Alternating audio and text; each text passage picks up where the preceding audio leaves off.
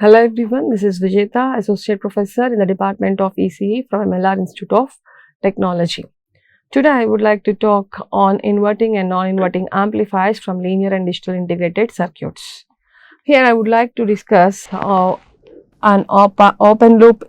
Here I would like to discuss about open loop inverting amplifiers, open loop non-inverting amplifiers, open loop differential amplifiers, and what are the limitations of open loop and closed loop inverting and non-inverting amplifiers. This is a symbol of an op-amp which consisting of two input terminals. One is negative terminal, other one is positive terminal. This negative terminal is also called as inverting terminal and this positive terminal is also called as a non-inverting terminal, and it has a two inputs, one is inverting input and non-inverting input, and one output which we have taken it as a V0. Here in inverting amplifier, if you can give a input voltage to a inverting terminal and non-inverting terminal has connected it to ground, if you can take the output voltage V0 will be out of phase with the input. So this output is producing a 180 degrees out of phase with the input. So this is called as the inverting amplifier. In this configuration, the input signal is applied to the inverting input terminal of an op-amp and non-inverting input terminal is connected to ground, and the output voltage is produces a 180 degrees out of phase with respect to the input, and the output is given as V0 is equals to minus A into Vi, where A is a gain of an open loop inverting amplifier.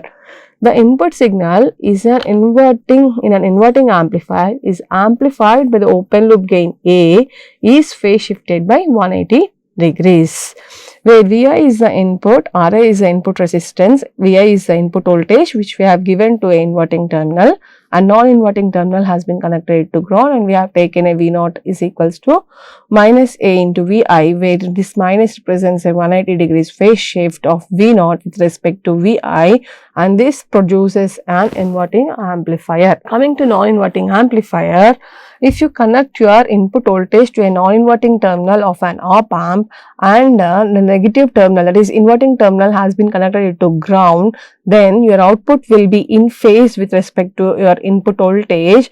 So this is called as a non-inverting amplifier. The input signal is applied to the non-inverting input terminal of an op-amp and inverting input terminal is connected to the ground. The input signal is amplified by the open loop gain A and the output is in phase with the input signal, and this output is given as V0 is equals to A into Vi. This is non-inverting amplifier in a open loop differential amplifier. Here in this configuration, the inputs are applied to both inverting and non-inverting input terminal of an op-amp. It amplifies the difference between the two input signals. The two input signals are Vi1 and Vi2.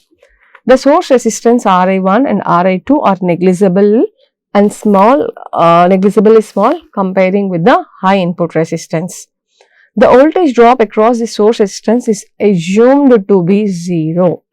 The output voltage produced here will be V0 is equals to this Vi1 minus Vi2.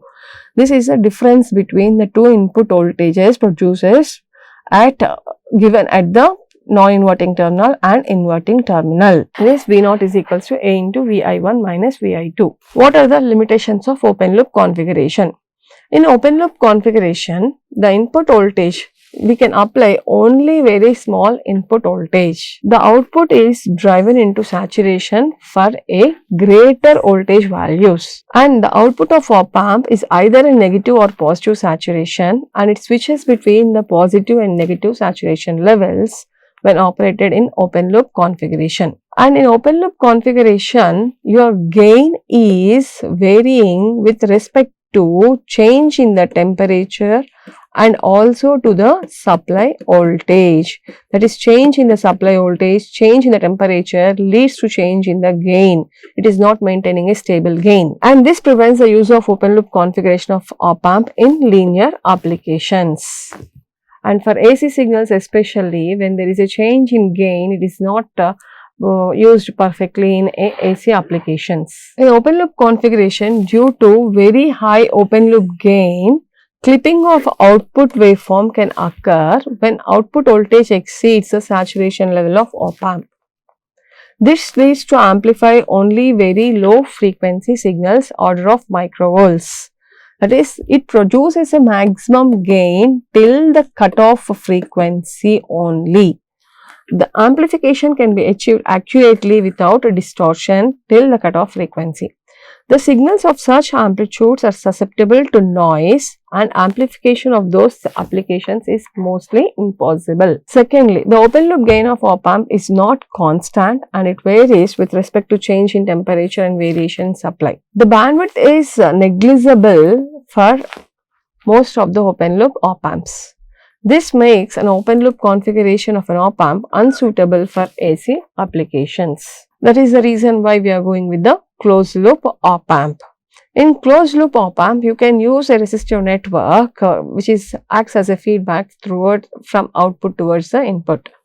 The op-amp can be effectively utilized in linear applications by providing a feedback from output to the input either directly or through another network. If the signal feedback is out of phase of 180 degrees with respect to input, then the feedback is called as a negative feedback or degenerative feedback.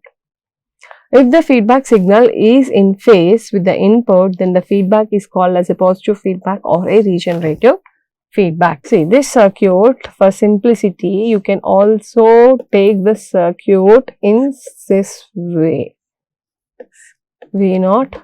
This positive terminal is connected to ground, Vi, this is R1, this is R2. Let us assume this as Vi1, let us assume this as Vi1, this is Vi2 and this is V0. You have given input voltage over here. The current here is I1, I am assuming the current here is I1 and the current across this resistor 2 is I2. So, the same circuit you can draw in this manner also. So, here from this circuit you can say that I1 is equals to I2, the current across the R1 is equals to the current across the RF feedback resistance. So, here you have given a feedback resistance RF to a negative terminal. So, this is called as a negative feedback. So, the point here is the current across R1, I1 is equals to I2. The current across the R1 is equals to current across the RF. Here, I1 can be given as I1 can be given as Vi by R1. And here, from this arm, you can write V0 is equals to I2 into RF. So, we know that I1 is equals to I2. So, Vi by R2 can be replaced with I2 and you can write this V0 is equals to minus I2 because the current flowing will be towards the V0 side. So, this is V0 is equals to minus I2 into RF and I2 is given as Vi by R1 into RF. So, V0 is given as Vi into RF by R1 minus RF by R1. So, gain is V0 by Vi, which you can write as minus RF by R1. So, you can write this equation V0 is equals to minus A into Vi, where A is a gain and the gain amplification factor is given as minus RF by R1 and V0 by Vi is gain. A is equals to minus RF by R1.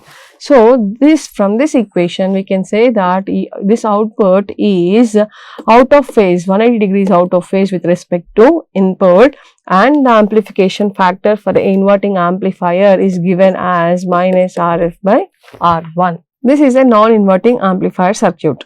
Here you have given a feedback to a positive terminal. So, this is called as a positive feedback. This circuit can also be rewritten as this is R1 and this is of feedback resistance RF, which I am taking it as a R2 or I will take this as RF, and here this R1 is connected to ground and here you will be giving input voltage Vi and from here you can take the output voltage V0. See here your input voltage is given to a positive terminal and your feedback again you have given to a negative terminal, even though you can get V0 as, so let us assume this as VA.